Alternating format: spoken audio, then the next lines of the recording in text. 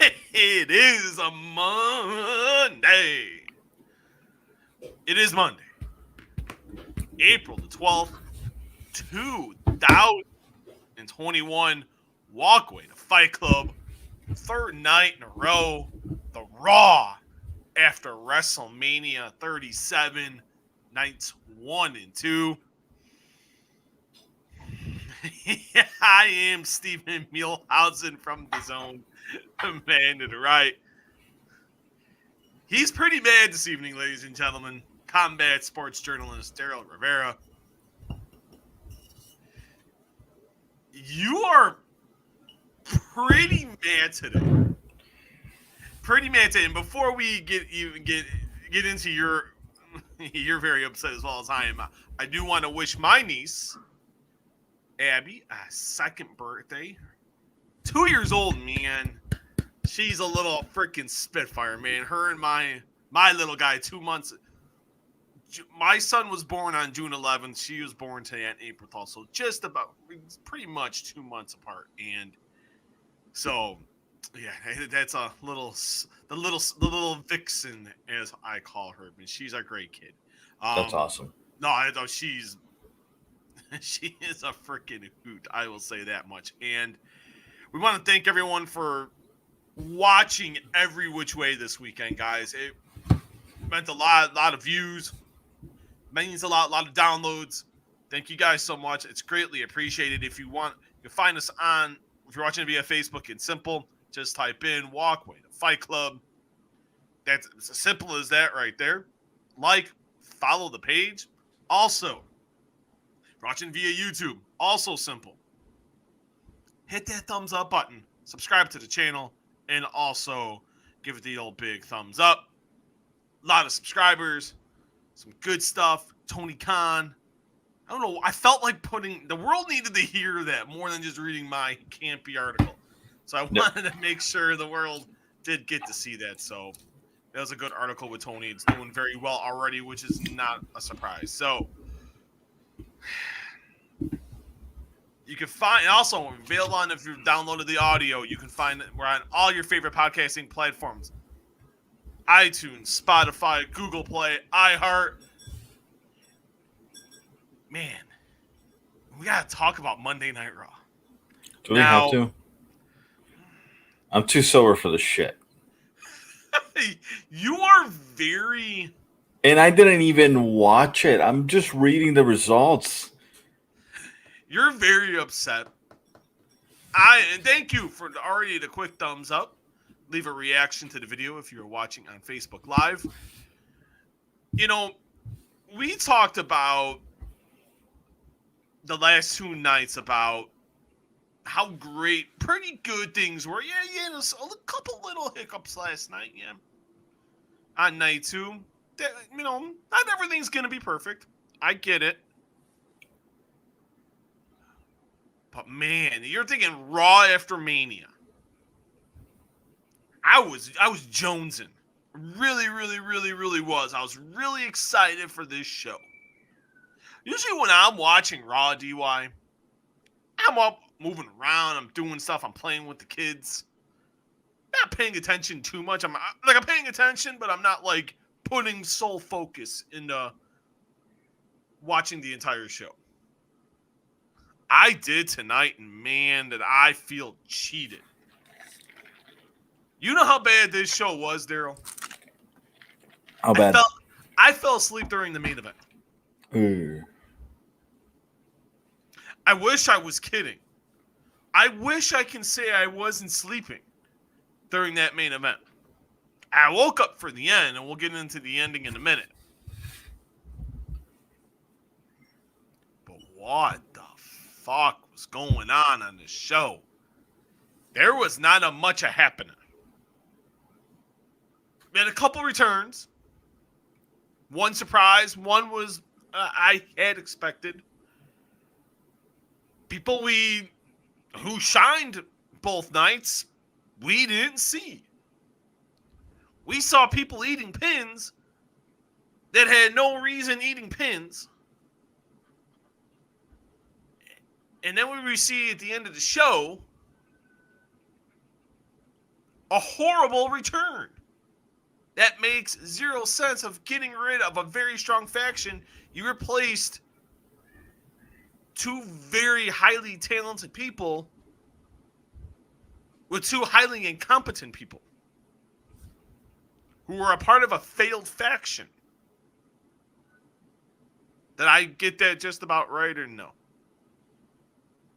I would put Diomuden and T-Bar and Mason the incompetent. I think they're a product of bad creative. You call that bad creative? I call that. I'm not going to bring out the shit in the bag reference again just because this was more than shit in the bag. This was like shit thrown in the fan, and then the fan is facing you. And all that is just coming at you at full force. Because the Raw after WrestleMania is designed for one thing. It's the start of a new season for wrestling, right? New, different, returns, excitement, cool. We saw none of that. Viking Raiders are back. That's pretty cool. Charlotte Flair's back. That was expected. Is there anything in tonight's show that made you think, like, wow, this is the Raw after WrestleMania? None. And this is one of those Raw, the few Raws of the year that I'm like hooked. That I'm gonna watch it regardless. I was excited. I just got home. I was gonna watch it after the podcast just to see what I missed. I'm not watching shit. Unless I can't sleep. Then I'll watch it, and that some bitch will put me to sleep. Leave questions and comments. If you have any, I wouldn't be very... I do want to say, there were actually, you know what? There was one good thing I thought about Monday Night Raw. It's this right here. Adnan Virk. Richard Deitch of The Athletic announced it today. Wrestling Inc. reported it last week. Adnan Virk, previously from ESPN, currently with the MLB Network and DAZN. The new lead guy for Raw. Tom Phillips going to 205 Live and helping WWE do different projects for Peacock. You know, I didn't know what to expect from Adnan Virk because wrestling fan, we hadn't watched in a while, and he had been catching up the last couple months before they brought him in. I thought he was good. Was he great? No. I'm not going to say that. But he showed genuine excitement. He kept resetting. So I know if a new viewer is coming on, I know this is Adnan Virk along with Corey Graves and Byron Saxton. That's something new. Talk about how hard the holds are and selling the comebacks and like with the New Day match. I'm like, sold it. It's like, oh, what? Your New Day survives. Oh, what a comeback. It's like, okay, genuine belief. I feel like bringing in someone, like when they brought in Morrow to do SmackDown in NXT, that believability, when you're bringing in guys from the sports world, I think that's a great thing to do. And I thought that really showed it. I thought Adnan Virk did a bang job. First time out, calling a completely different sport. Adnan Virk was aces in my eyes. Not because he's a friend of mine, not because he's a colleague at DAZN. It's because he just did a good. He was the reason. He was a good part of the reason I was actually into the show, because I was trying to listen, to see his nuances, his cadence. The three of them got better as the show went on. And you can see that. And it's going to take those 3 times. I actually thought Byron Saxton tonight did not piss me off. I don't remember the last time I did not want to throw Byron Saxton through my window. Or take him to the top of my roof and just throw him off. That's been a minute. I thought Byron did great tonight. I thought Corey Graves did great. They called it like a sport. They told the stories, but they also sold it like a sport. They didn't try to insult us like Michael Cole does. Not like Tom Phillips. They called it like a freaking sport. I thoroughly enjoyed the commentating tonight more than anything. I thought commentating aces. Everything else, beyond the awesome promo by Charlotte Flair, this show was a hot fucking mess. Yeah. I mean, there's no other way to describe it. And I like the fact you notice the flow in commentary. And this is a show here at the Walkway to Fight Club where we've been ripping commentary for a year now. So the fact that we're saying, hey, commentary, aces, today, that's a good thing because we've been ripping them a new one. And you know what? The fact that this was their first night together, like official night together, they're only going to get better, or at least I hope so. As long as they give it time, no backstage issues, all that fun stuff. I think this could be a really good commentary team. Corey Graves is great. Ferk is great. Saxton, if he can keep up at least, they can carry him through a halfway decent commentating job. I don't mind it. But again, this was and I'm just going to try to be as nice as possible when I say this. This is very underwhelming Raw. And if I'm trying to be mean about it, this was just shit. Thrown in a fan. When the commentary team is the best part of the show. That's a bad thing. Not always a good thing, but you know what, though? I thought the commentating can help. And if it keeps progressing, I think they could be onto something that could make for a better show. But we'll kind of go backwards here. I just wanted to shout that out really quick because I thought Ed Anverk did, for first time out, I thought Ed Anverk did a very good job. Stephen Muehlhausen from DAZN, combat sports journalist Daryl Rivera, Walkway to Fight Club. A lot of people starting to pop in. It's simple, guys. If you're watching via Facebook, give a reaction to the video, leave a question and comment, and also like and follow the Walkway to Fight Club Facebook page. Also, watching via YouTube, hit that thumbs up button and also subscribe to the channel. The biggest thing from the show that kind of really stood out to a lot of people was the ending of the show. Drew McIntyre is the #1 contender. He will face the almighty Bobby Lashley for the WWE Championship at, I'm saying it, WrestleMania Backlash.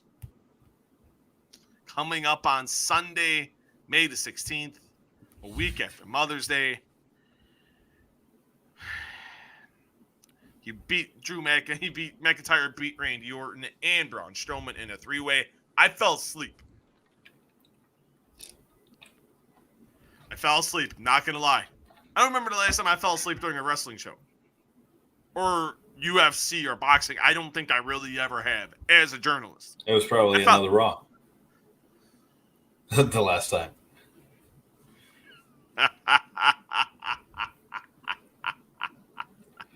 It was bad. It was a dumpster fire. I couldn't tell you what happened. I woke up and I saw McIntyre. Orton hit the RKO on Strowman.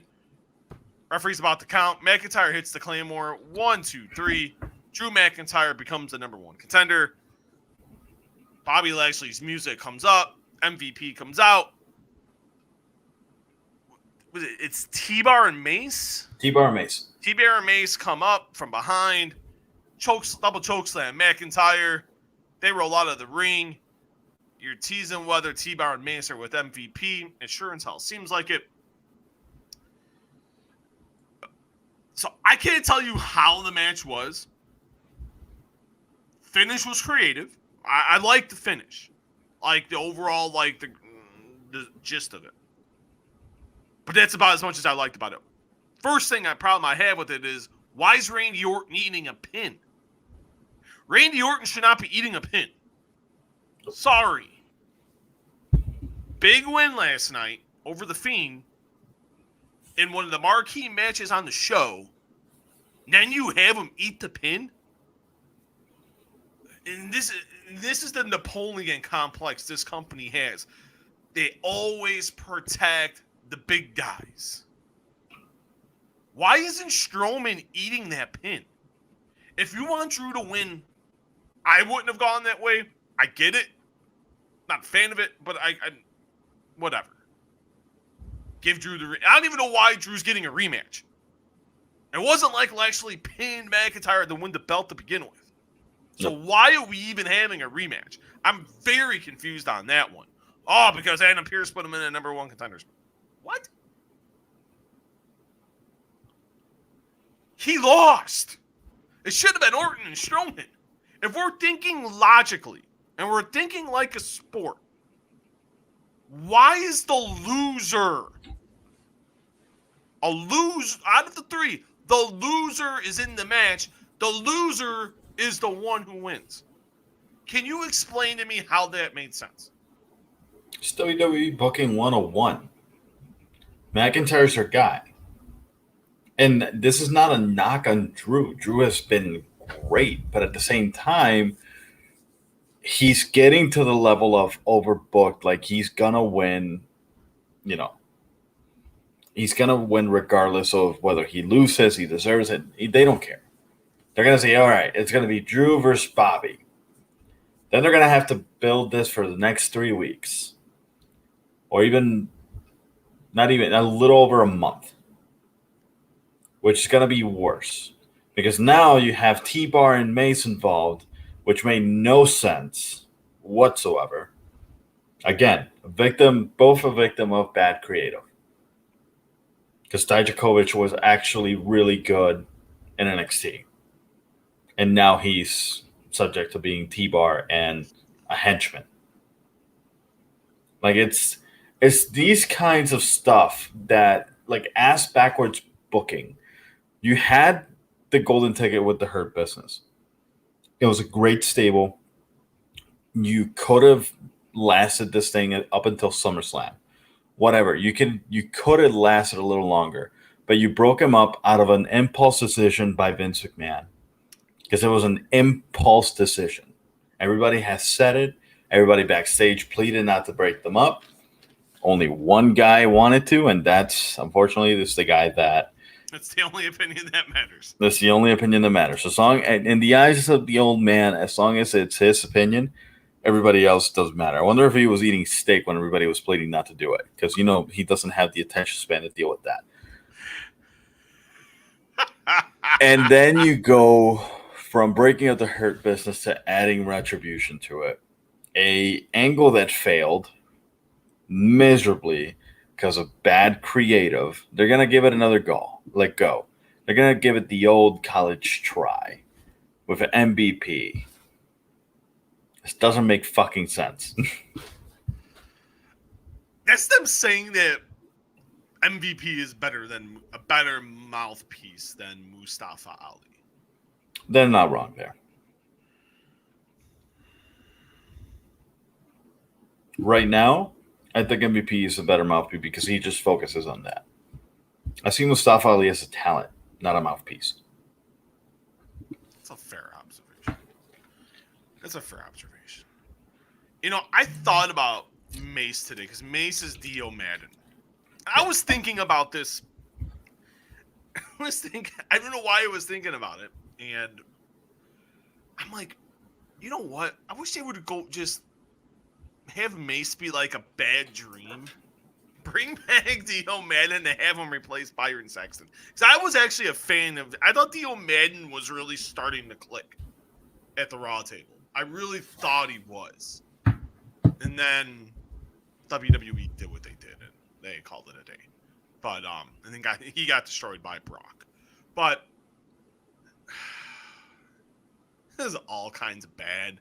You could have just kept the Hurt Business together, and you wouldn't have had to do this convoluted mess. Now you got, Lashley's mad about it. MVP hasn't been happy about it. And then you bring these two guys in? Man, you replace two horses in Cedric Alexander and Shelton Benjamin, and you replace them. And I like Dijakovic. I'm not saying I don't. I do. But he's not the right guy for this situation. He's really not. And that's not a knock on him. It's not a knock on... I think you just let Dominic Dijakovic be Donovan Dijakovic. Let him be him. And he will be just fine. 100% agree. But you could have repackaged both of them. You could have gotten away from this gimmick that didn't work. And hey, Dominic Dijakovic is debuting on Raw tonight again, and he's going to be going after the U.S. title against Sheamus. That's a pretty good match. It's something we've never seen before. And that's what WWE lacks, originality. They just keep going back to the same shit over and over, regurgitate it, bring it back, and throw it back in your face. That's what they do. Drew McIntyre versus Bobby Lashley should have been safer down the road. There's no reason why Drew should be the... And you have new number one contender again. The number one contender again. Braun Strowman, we already saw him get his ass kicked by Bobby in a random-ass Raw for no reason. And Randy Orton is the only guy that I don't think has faced him ever, other than when they were in SmackDown. I would have went with Orton. Even if you're going to have Orton eat a pin, eat it then. Yeah. I would have had no problem with that. Talking about getting old, regurgitating. The show opened with, we sit here. How do you like that transition, by the way? That was a beautiful transition I just made there. Regurgitation. Boom. I listen. So that's why I am Stephen Muehlhausen from DAZN.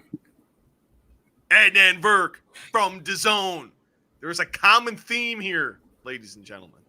I'm not pumping the train. I'm sorry. But this is Stephen Muehlhausen from DAZN, Combat Sports Journalist Daryl Rivera. This is the Walkway to Fight Club. A lot of people bouncing in here. It means a lot. Greatly appreciated. Recapping the Raw after WrestleMania. If you're watching via Facebook, it's simple. Give a reaction to the video. Any reaction is greatly appreciated. We see some comments starting to roll in here. That means a lot. Greatly appreciated. Like the video and also give any reaction to the video and also like and follow the Walkway to Fight Club Facebook page. If you're watching via YouTube, it's simple. Give it the old thumbs up and hit that good old bing subscribe button. Back to regurgitation. Thank you for that thumbs up there. I greatly appreciate that. We do. I got you. By the way, can you pull up a comment on here by Dave Sattler? The last one. The newest one that we just got. Because I think this is hilarious. Dave Sadler, my man Sadler.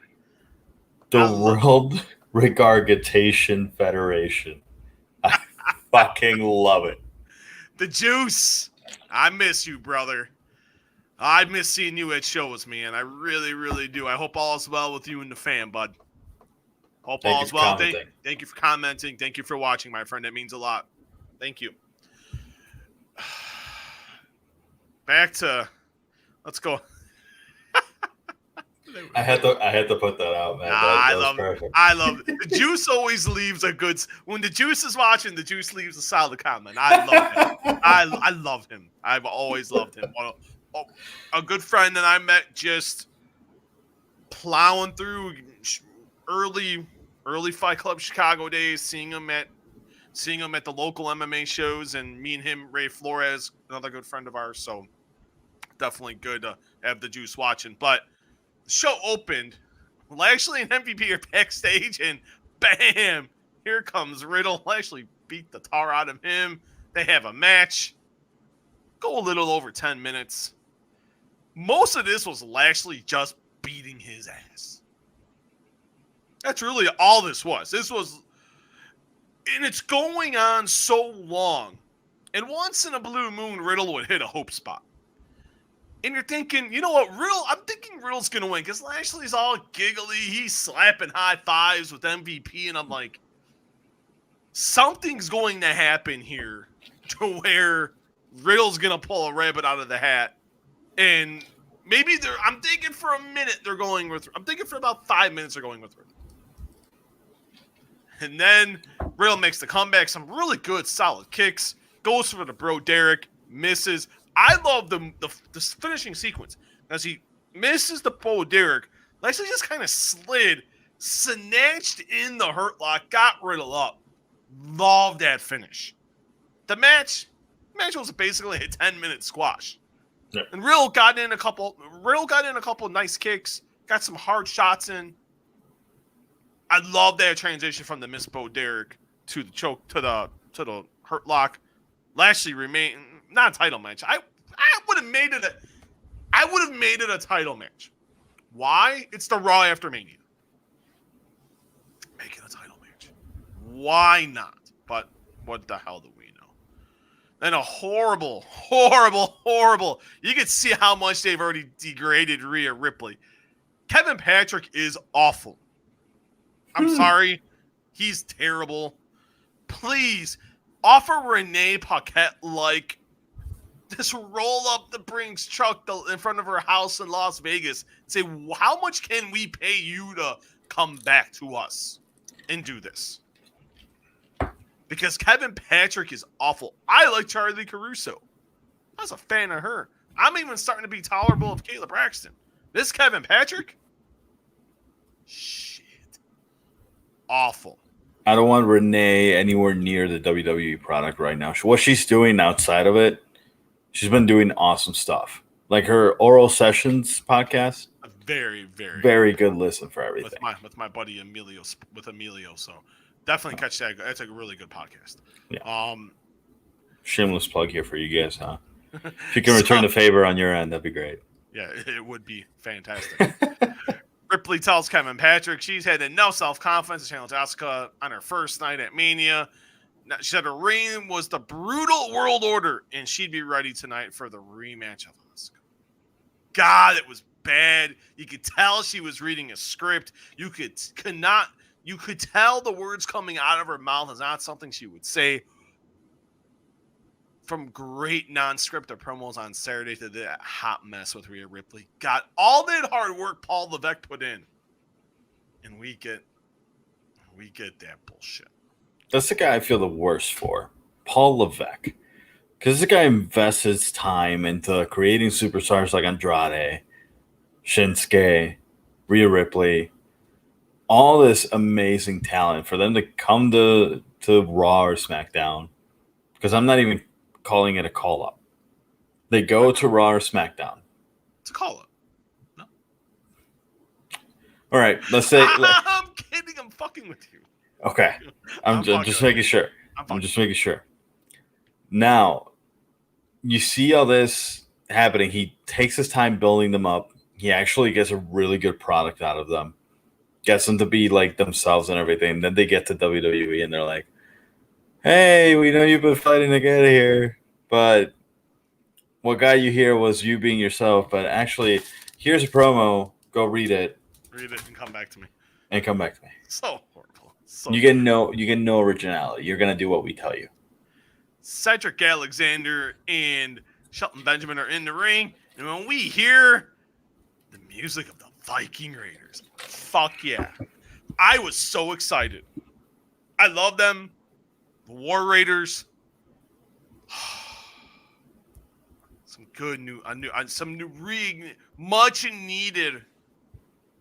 much needed team in the stale Raw tag team division, the stale tag team division overall in WWE, and it was good to see them back. Look, Eric and Ivar look better than ever. I hate saying that, but Eric looked really good. Ivar's always a stud. I never have to worry about Ivar. Very solid match. A little back and forth. Like he knew the result, but it was just a good, solid tag team match. Viking Raiders get the win. I was legit excited. And I texted you. They won with the Viking experience. I should have said that, and I do apologize. But that was great. It was good to see him back. The match was solid for what it was. The first return of the evening. A good choice to have return. I didn't even know Eric had been cleared. Nice to see. Good match. I just feel bad for Cedric and Shelton. Yeah. I mean, I don't think they should have been the ones that got their asses kicked like that. I would have put that spot on Riker and Elias.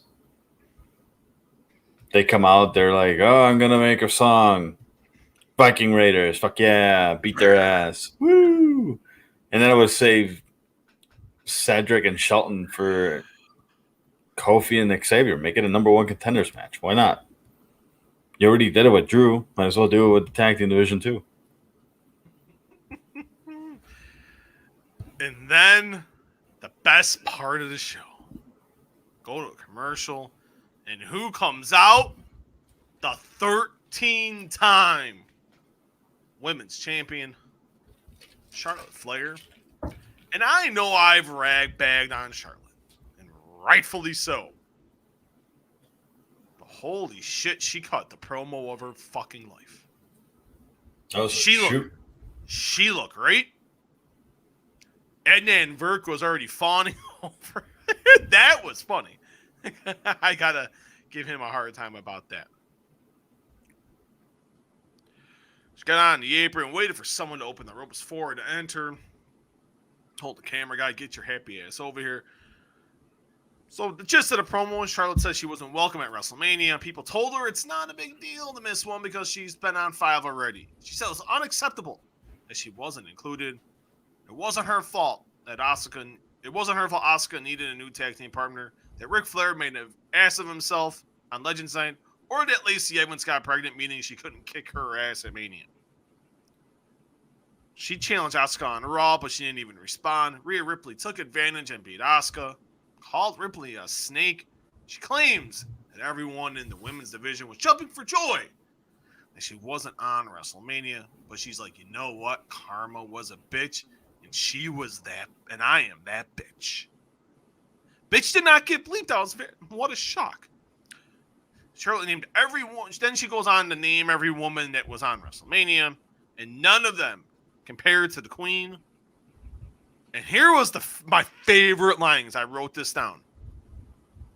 She goes, I don't steal opportunities. I am the opportunity. Ching, ching, motherfucking ching. That's a fucking That shoot. was the money quote right there. She wasn't going to apologize. I'm not going to apologize for being that damn good, in which we'd all be bowing down to the 13-time women's champion. She was like, I demand respect, and gave a message to Ripley and Asuka that she'll be watching the match. Drop the mic. Charlotte Flair showed the fuck out tonight.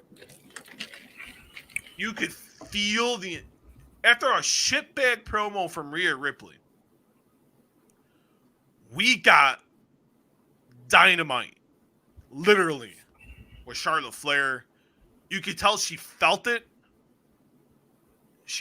You could feel that she was legitimately pissed being off this show. Good, bad, or indifferent, and everyone can have their opinions of Charlotte Flair, and some of them aren't wrong.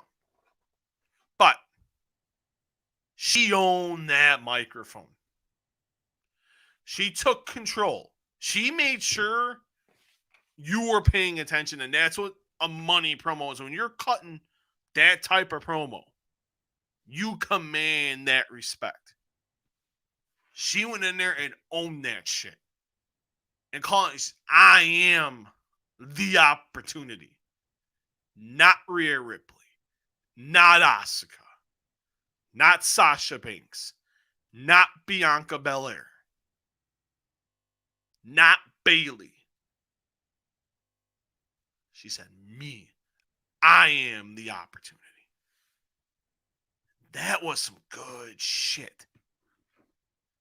if she should, she's good at promos. I mean, she's good, but you can tell that a lot of the shit's coming from a script. This one, that was a money promo, ladies and gentlemen. Money moves, baby. Money moves. Because now you care. Promos are. Me and you keep talking about this. Give this talent bullet points and let them roll. Let them roll. Because you get promos like that. Yep. A fantastic promo by Charlotte Flair. The best promo she is absolutely ever cut. Plain and simple. So, Charlotte Flair is letting the world know, I am here. The bitch is back. The swagger is back. I'm here to wreck some shop. And it didn't take long for Charlotte Flair to invoke the violence. We had Rhea Ripley and Asuka meeting in the rematch for the Raw Women's title. I thought a better match than what we saw yesterday. Good back and forth action. And then you had Asuka do the DDT onto the apron, both on the outside. Charlotte came on and nowhere, knocks the bejesus with the big boot to Asuka, the big boot to Rhea Ripley. Beat the shit out of the both of them. Charlotte stands tall. I love the beatdown. But here's where I have her, and I said this on Twitter. At S. Muehlhausen JR, by the way. Give it a follow. Fucking right. Getting a lot of follows lately, which I'm never going to complain about. But the problem I had was you had her beat down Ripley. Asuka, okay, go beat down. That's the one you should be pissed at. Why is the champion, after winning the title 24 hours ago, why does the champion have to suffer a beatdown? She had a nice run. This is where it goes. No. So fucking stupid. We all know where this is going. So and this is, we talked about it earlier with Orton. We talk about it here. That beat down Asuka. Beat down Mandy. Beat down Dana. Okay. Nia, Shayna. Don't beat down the Raw Women's Champion who just won the belt last night for the first time. What the fuck was I watching? That's what I mean. Stupid booking. You killed the momentum of your World Women's Champion. All I'm gonna say is I hope that they do something different in SmackDown. This is why Raw has quickly become the worst show in weekly TV for wrestling. It has become the worst one because I don't understand what goes through their heads. What goes on in Gorilla? I don't understand what the hell is going on. But how do you look at the situation from last night? Rhea Ripley had all the momentum in the world. What do? You feed her to Charlotte Flair. Because that's what this is called. Charlotte Flair cut a hell of a promo. Great. Have her beat the fuck out of Asuka if you really want to. But you have to protect your champion. If you do the same for the men's side, the men's champion and everything like that, you protect them. You gotta do the same for the women as well. You can't just, and I'm not saying it's a gender thing by any means of the word. I'm saying you look at Lashley doesn't get beat down, right? You don't see Roman Reigns getting beat down. You don't see the major champs don't get the beat downs. Why the hell is Rhea Ripley getting beaten down? It doesn't make any sense. None at all. Made Rhea Ripley look very, very, very, very bad. It's giving me vibes from WrestleMania of last year all over again. It's a Morrison make their way into the arena. Miz is greeted by his wife, Maurice. Miz and Mrs. was airing after Raw, so Maurice was going to be on Miz TV. Morrison seemed surprised Maurice was going to be there. And I love that goofy character Morrison plays. Backstage segment with Shayna Baszler and Nia Jax, the women tag team champions, watching a replay of Mandy Rose slipping and falling during her entrance at Mania. They were laughing away.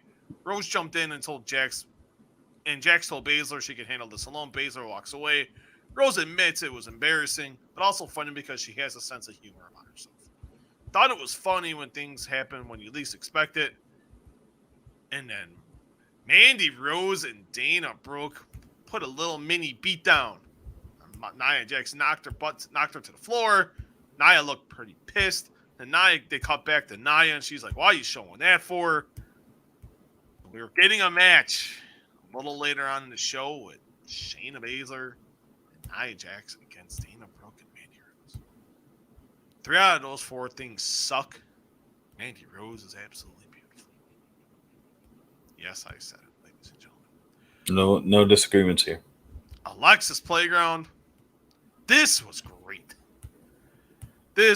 Alexa Bliss said she learned everything she learned from The Fiend, and then he got set on fire. Then she became powerful enough on her own that she didn't need the darkness anymore. She also has a new friend named Lily. A puppet with pigtails, ladies and gentlemen. The segment ends with a CGI version of the puppet, and it snarled at us. I'm sorry.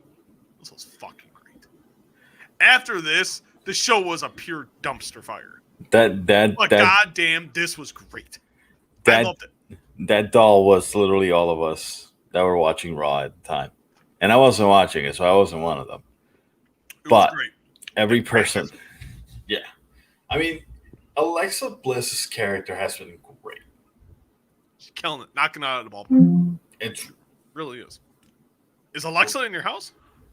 Oh, yeah. I forgot I have one right here. I'm like, Alexa Bliss, how are you, darling? I totally forgot that was there. We had you on a year ago. Welcome back to the podcast. Right? She went quiet again. Lily must take it. Oh, come on, Alexa.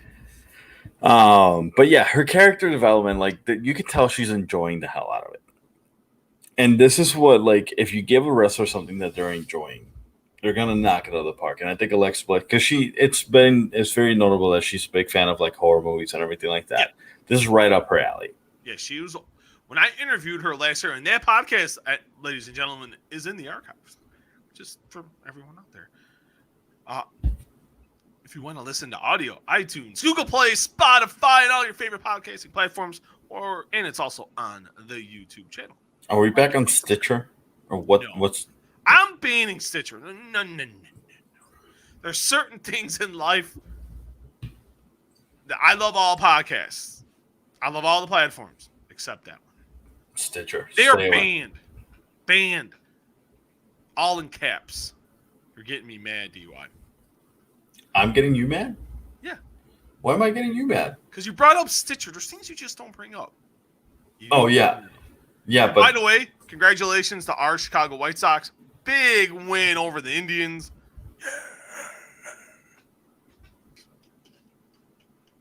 I don't want to talk about baseball. Look at that right there behind you, too. White Sox, baby. Scooty woo! I got no sports on my end, but... Oh, dude, I got White Sox. Shit, all White Sox, Blackhawks, everywhere in between. But let's get back to Raw. Miz TV. Maurice is the guest. They're plugging Miz and Mrs.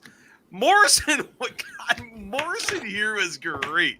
He goes, well, maybe we should have a spinoff with me involved with you guys. And Miz is like, not a chance. I think Morrison would be great, but that's just mean. Miz said he made Bad Bunny into a big star. Showed pictures of Bad Bunny giving Morrison a Falcon arrow and wiping them out with a dive. Miz said Bad Bunny would have been a flop without him. Here came Bad Bunny's partner at WrestleMania, Damian Priest. Says he's not taking credit for Bad Bunny's performance.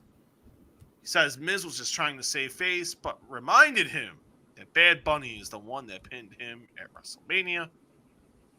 Miz reminds Priest of all his successes at WrestleMania, including pinning John Cena in the main event of WrestleMania 27. What The Miz doesn't bring up was because that was because of The Rock, Dwayne Johnson. I remember that Mania. That he was the third most important person in his singles match. Loved It was it. more important than the ref. I mean, I'm going fourth. I'm gonna go third. I'll give him credit over the ref. All right. Miz challenged Priest to a match. Morrison's like, I want to challenge him to a match. So they're going back and forth. And Maurice is like, guys, there's two of you. Just have a handicap match. So we had, after the break, a handicap match. Morrison and the Miz. A little over 5.5 minutes. I like the fact they were wearing their normal clothes, Miz and Morrison. I thought that was pretty funny.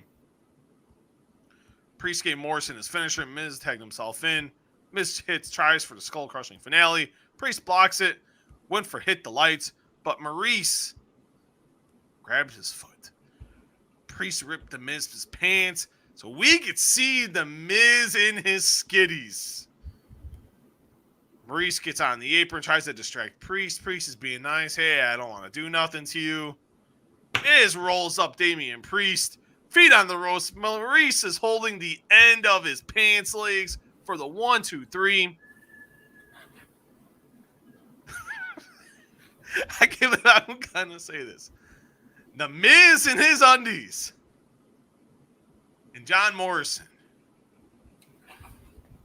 beat Damian Priest, who was a part of quite arguably the second biggest match on either night of WrestleMania. Pinned Damian Priest. Good fucking Lord, what was that? I laughed because he won a wrestler match in his underwear. Then Maurice is trying to cover him up. I gotta admit, I got a little humor out of that. But then they went to commercial, and I'm like, what the fuck did I just see? Another thing on this show. A chance to continue the push of Damian Priest. And we got this.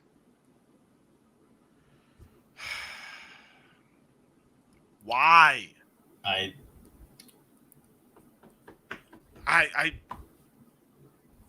like it. Just I'm lost for words. I got another guy you're building, a guy that has momentum, who's over.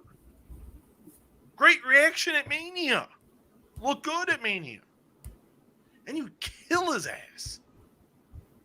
He got lost to a guy in his underwear. As funny as it was, but fuck, that was terrible. Yep. It's what? No, go. I'm done.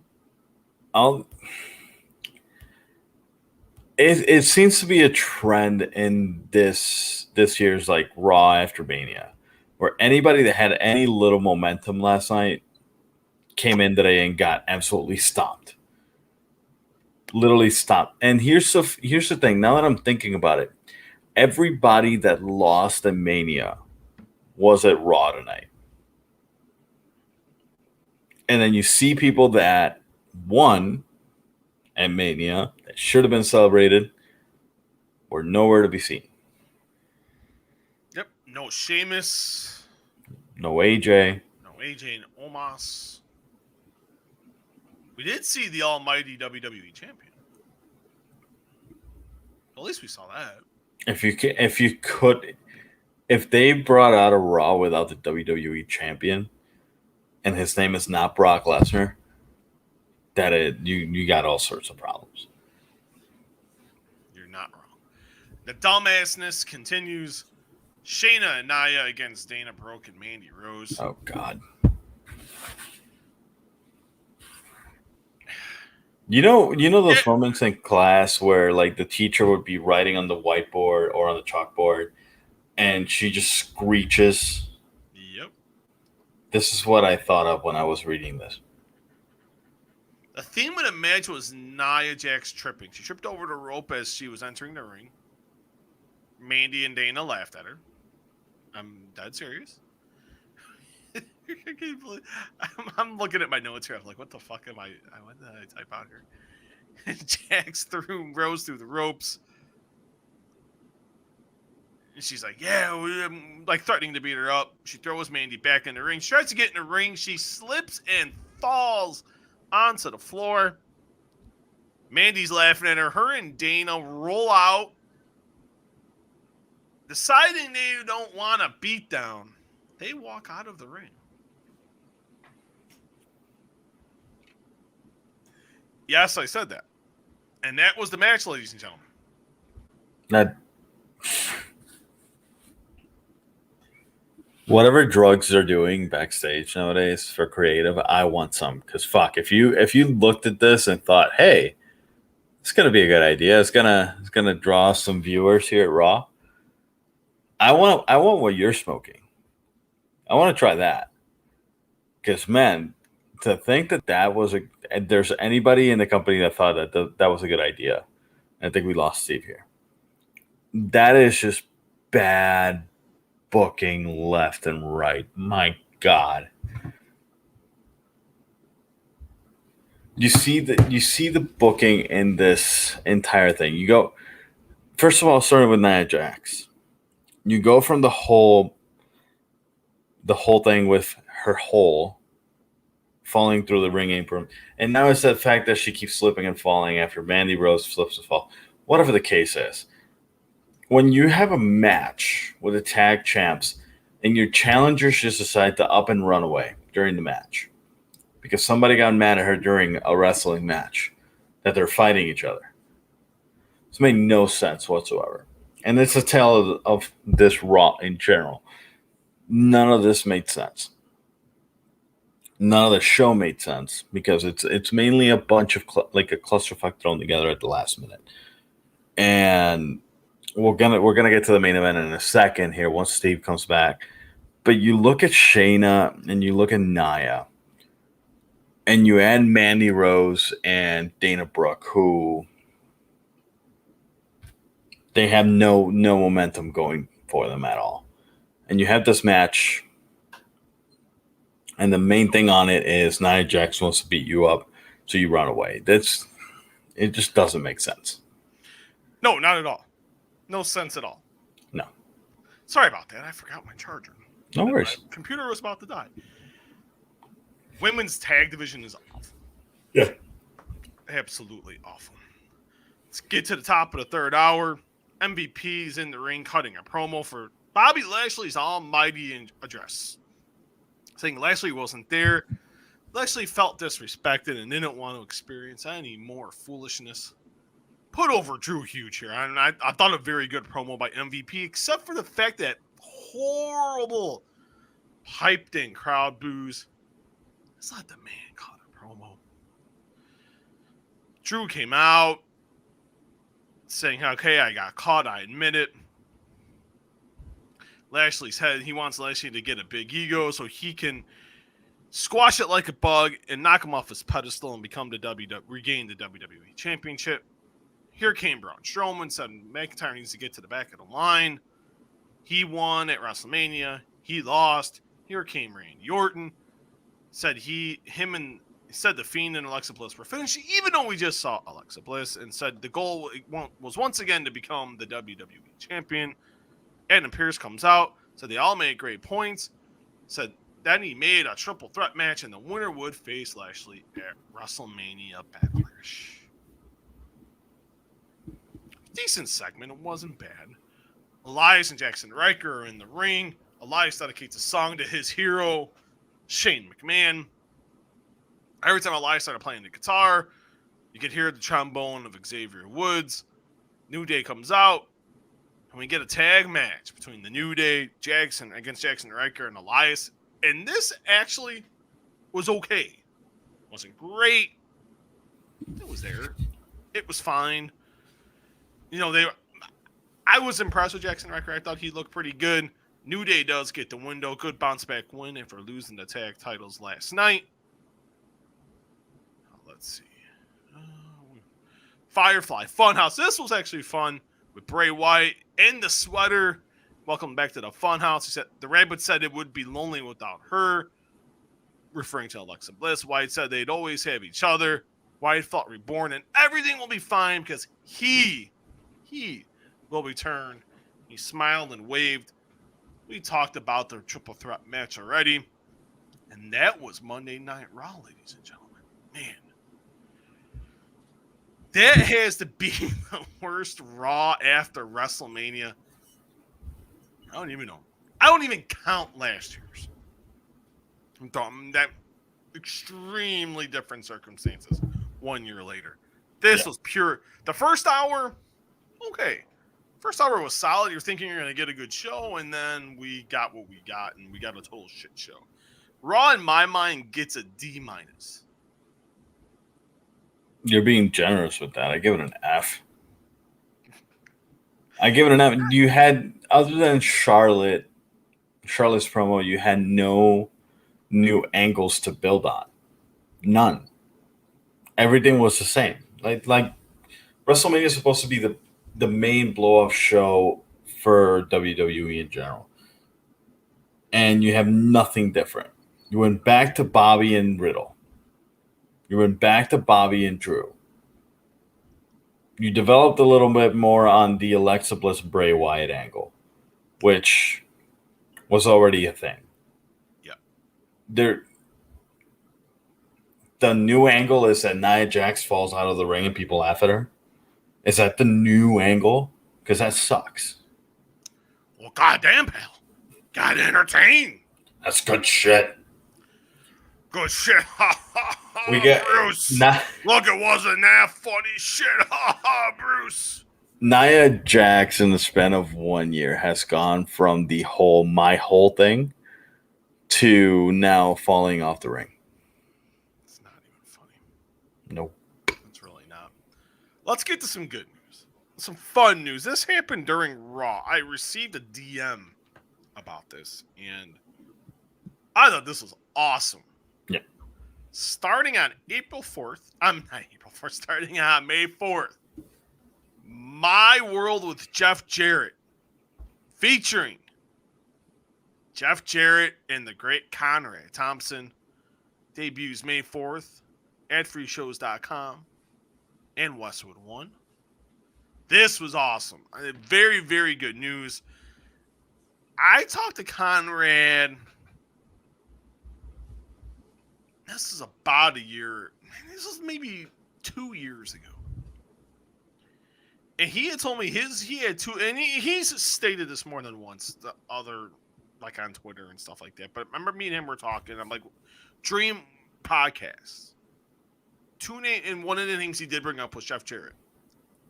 And I asked him why, because that was a name I wasn't thinking. As much as Jeff has done in business, and I've talked to Jeff. Jeff's a great guy. I actually texted Jeff to wish him congratulations, because I thought that was just really cool that he's doing this. And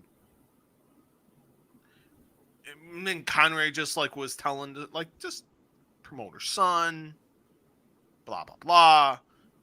Came up through the Memphis, the Tennessee territories, got into WWE.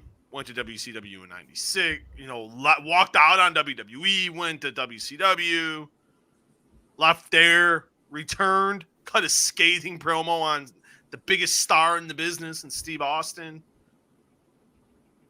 left the held up WWE for $500,000, went to WCW, became the world champion, got fired on national television when the Raw Nitro simulcast, started his own company, almost went out of the water twice, got saved by Dixie Carter, broke up a marriage. Then everything that happened with him and Impact, and then Global Force Wrestling, and was in New Japan, and somehow made it back to WWE and got inducted into the Hall of Fame. I'm trying to find out, because he was one of the producer higher ups in WWE. I'm trying to find out what is up with him in WWE. I was checking his Twitter, and he was retweeting some WWE stuff. So I really don't know right at this stage of the game what his situation is with them. Because I have reached out for an interview. I'm awaiting a response. I was told I would be hearing something this week. So hopefully that can happen. Yeah. But I don't know his status with WWE at this point. I've sent him a text as well, and I'm waiting to hear back from Jeff. But I thought it's cool. I think this is one where Jeff said he's not in the video that Conrad released on Twitter at hey, it's Conrad. Very good video. Jeff said he's not going to hold anything back. I don't know how Conrad Thompson's going to do another podcast. Shit, he's got JR, Bruce, Shivani, Kurt Angle. Who else? Bischoff. He's got one with Chris Hero. And now Jeff Jarrett. What the fuck? Busiest man in wrestling. And he owns a mortgage company. What the? I don't know how he does it. I really don't. The one time I asked him and he goes, you know, Steve, he's like, I'm very meticulous. I map out my week on. He's like, I got this routine and I got it down to a science. I record everything in a couple days, and then he still has time for the business, still has time for his wife, still has time for his daughter. I know I couldn't do that. I really couldn't. I got to give him credit for it. And Conrad's a good friend and always very generous with his time. And I just couldn't do that. Be that meticulous like that, because life happens. Life veers off course, but he's a very meticulous guy, and he is the Podfather. He's got a great business. Yeah, he's got a great business. I'm looking forward to that debuting May 4th. And we'll end with this. You alerted me to this morning. Conor McGregor, Dustin Poirier. Things were all rainbows, sunshine, and butterflies in the build-up to UFC 257. Even in the aftermath, Conor said he was going to donate to Dustin's charity, the Good Fight Foundation, a fantastic charity, by the way. So make sure you guys do donate. Check Dustin Poirier's page at Dustin Poirier on Twitter, and it'll take it right to the link to his website. Conor said he's going to donate up to $500,000. He was going to donate $500,000. Poirier was going to use it to help build a gym and some other things involved with having to build a gym. And when it seemed like the money, they were just awaiting the money. They were waiting like the transfer info and all that stuff, and it hasn't been sent. Poirier called him out on it, and they were having a brouhaha back and forth. Then you got Conor capping off calling him an inbred hillbilly. I'm pulling out of the fight. I have the tweet here if you want me to read it. Go ahead. Sure. Pull it up. So Conor McGregor tweeted this morning at 10:03. You're ripped, you inbred hillbilly. Why do you wink with your ears? You fucking brain dead hillbilly. 500K with no plan in place. Ye hang tight fool. You must be new to money. The fight is off, by the way. I'm going to fight someone else on the 10th. Good luck on your old contract, kid. Which Poirier responds with just saying, okay. And this gif of him just beating the shit out of Conor McGregor.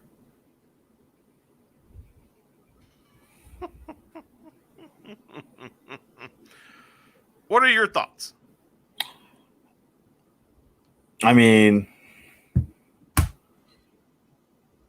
I don't think that this fight is going to be off. I think McGregor is just blowing smoke up people's asses. But it's stuff like this that makes the fight legit. Like, it makes you tune into stuff like this. And honestly, you see the drama outside of it. I don't know whether it's legit or not. I don't know what the deal is with the donation that was said that was going to be done, set in place and everything like that. I mean, if I didn't have another reason to watch this fight, just mainly because it's Conor McGregor, now I have another one because they actually have beef. They have the beef. Dun, dun, dun. I hate and good sportsmanship is always a good thing. But when you see a fighter pretty much like they don't have any beef towards each other. They have respect and everything. That's good. But when it's like overly friendly, why do I want to see this? Like, just don't be nice. Just kick somebody's ass. That's it. We all want to see the ass whooping. Yeah. We want to see a personal match here. Khabib versus McGregor. There's a reason why it's the most bought UFC pay-per-view event ever. They had beef. People like beef. Emotion sells. Even, people kept saying, oh, Conor was too nice in the build-up to UFC 257. He took Poirier lightly. That's why he lost. I don't know if it wasn't nicer, calmer, Conor McGregor. And now it seems like Conor needed something to reinvigorate him. He needed something. He fights better pissed off, I feel like. And I don't know what the truth is here. I think there's semblance of truth on both sides. McGregor's like, we like to do our due diligence before we just hand out money, which I get. It makes sense. This guy's worth like $400 million. Guy's almost worth $500,000. I can understand where he's coming from here. I can't understand, but I get the point. I get the gist. Yeah. And Poirier is one of the best guys in the sport. I don't think Poirier's bullshitting whatsoever. I could see both sides of the fence here. Calling him an inbred hillbilly, just because he's from Louisiana. Come on. There's no inbred hillbillies unless you're in Arkansas. Yes, I said that. I probably shouldn't have, but unless you live in Arkansas, that's a completely different story. But I think no one's pulling out. An announcement is forthcoming on this fight happening July 10th, UFC 264 out in Las Vegas. The fight will happen. The fight is going to be on. Everyone needs to relax. No one's pulling out. No one's looking for a new opponent. The fight is going to happen. Yep. Let's get a couple. We got just a few questions. Nothing much today. We read one already from Dave Sadler. Here's another one. What are my thoughts on Raw and Mania Night 2? Well, MLW is on Wednesday night, and so is AEW. I don't understand how WWE can miss on parts of Wrestle Freaking Mania. MLW is on Wednesday nights. You can find MLW every Wednesday night, 7 p.m. Eastern, live on DAZN. Live on DAZN. DAZN. Love it. Checks in the mail, Core Power. Thank you so much. But I love what they're doing at MLW, though. No, when I did an interview with, oh my God, who was it with? Hammerstone? No. Oh my God, who? Sean Davari. Yeah. And the one thing we were talking about was, and I felt this, and he said it, the consistency of MLW storylines. That's the one thing I feel like that puts MLW above a lot of people right now, just because week after week, they're pumping out consistent storylines. They're making the storylines make sense. They don't veer off the track. Yeah, of course, if something happens, they have to rewrite it because shit does happen. People get hurt. With COVID, especially with COVID going on, people could test positive, or they could been in contact with someone, so they got a quarantine. But they've been very consistent in their storylines, and it shows week after week. And it's the one thing I feel like that puts them right at the top of the heap right now in the pro wrestling landscape here in the United States. They got another big deal coming. We're the big streaming service they got, but it seems like they're going to have another TV deal. I don't know where it's going to be. I've heard some places, but MLW, no one from MLW is talking, and no one from the places I think they might be going aren't talking either. So I think sooner rather than later, we will see something and find out where MLW will become popping up on non-internet related services.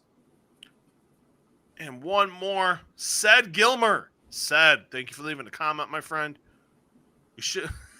Someone's on your train, TY. We should have gotten the fatal 4-way for the WWE Championship at WrestleMania Backlash. Oh my God. What a dumpster fire question. That was terrible. Terrible comment, Said. Disappointed, said. The Disappointed. consistent fatal 4-way after WrestleMania. I call it the we don't know who to pick between these guys that won at Mania, so we're just gonna throw them all together and hope for the best. You know what I was thinking when Adam Pearce made the match? I'm like, oh my God, Daryl's right. We're going to get a damn 4-way. I wanted to cry. I was so close. I was so close. Thankfully, we did not get that. As of right now, we're getting a one-on-one match at WrestleMania Backlash, brother. God, I hate that name. The almighty WWE champion Bobby Lashley will be facing former WWE, two-time WWE champion Drew McIntyre. If we would have saw a 4-way, I'd have been pissed. But you know, there is hope. Maybe you will get your wish on SmackDown. I don't want that. Maybe we'll get Roman Reigns, Daniel Bryan, Edge, and Cesaro. Why not add Seth into that as well? Seth lost at Mania. A 5-pack challenge. Not a 5-pack challenge, please. Let's do the championship scramble. Let's bring back the championship scramble because that wasn't a big enough shit show back in the day. You're fucking terrible. I should fire you. You can't fire me. I'm under contract. I'm the boss, man. I am the CEO. The Walkway the Fight Club. Seth's got one more here. Do you guys think WWE should get rid of the women's tag division? No, definitely not. It's a good question, just mainly because we've been bashing it. But at the same time, you look at the fact on how they're doing it. The main thing that the Divas Tag division it's just an enhancement for the Raw and SmackDown Women's title, like that rivalry. They did it with Sasha and Belair. They did it with Rhea and Asuka. They're not using it as its own entity, and that's why it's the way that it is. If you book it in a way like, hey, this is a tag division for the women, that's it. They're going to have these contenders, and you have enough tag teams. You had a freaking tag team turmoil at WrestleMania where everybody got like 2-3 minutes to shine. You give them a consistent like booking and everything like that where you invest time in the talent, and guess what? You might get something out of it. The Riot Squad, when they first came out, they weren't the greatest thing in the world. Look at Liv Morgan's progress. You're giving her time, and she's actually gotten better. I think that could be a good run. We've already seen it, but at the same time, invest a bit more on it. That's the problem with, and this is not just Divas Tag Team Division, and it's Women's Tag Team Division, actually. That's the problem with it. They don't invest in the storylines, and it's any tag division. It's the same thing for the men's tag division. They don't have a storyline consistently for it.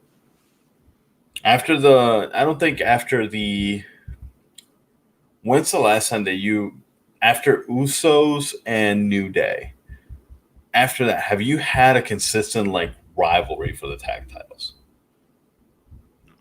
No. Vince has never. He just like lost interest in tag team wrestling for one reason or another, and they've had a lot of great tag teams. Yeah, because it's something he's never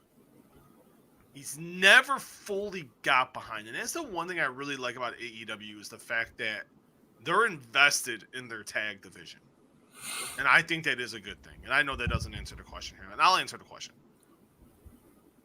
I agree with you.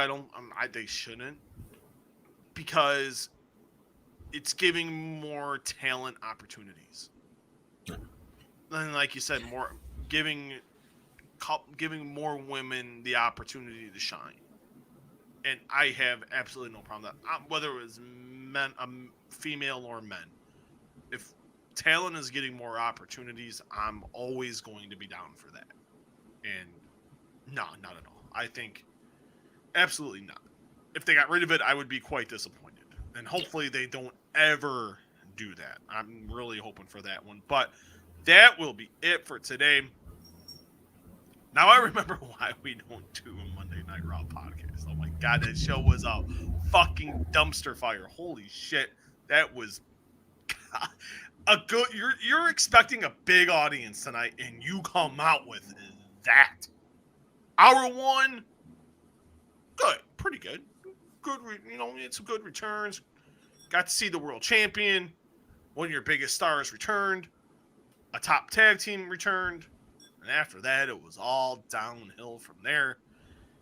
Daryl, how can the fans find you on social media? You can find me on Twitter at DYWilligo21 and then on Instagram at Daryl17 Rivera. You can find me on Twitter and Instagram right there at the bottom, S Muehlhausen JR. Find the Walkway to Fight Club. Find it on Facebook. Just type in Walkway to Fight Club. And if you're watching via Facebook right now, it's simple, guys. Even if you watch this later on, like and follow the channel. And also, the page, and also leave a reaction to this video. Also, on Twitter at Walkway Fight, and on Instagram, Walkway to Fight Club, all in lowercase letters. Watching via YouTube, we have a YouTube page as well. Subscribe and give a thumbs up to everything up right now. We got stuff up with Tony Khan, the CEO and founder of AEW, the former two-time WWE champion, and the new number one contender for the WWE Championship, Drew McIntyre, and a man who was in the triple threat match later at the end of the show, the one and only Braun Strowman. Also, we're available on every podcasting platform in all the land. We're on Google Play, Spotify, iTunes, iHeart, you name it, we're there except for Stitcher. Rate, review, and subscribe. I don't care what the review is. Give us 5 stars. Leave a comment. It helps the podcast move up in the rankings. So that is always greatly appreciated. I was going to bust out that Raquel Gonzalez interview for you guys today. I'm going to do it tomorrow.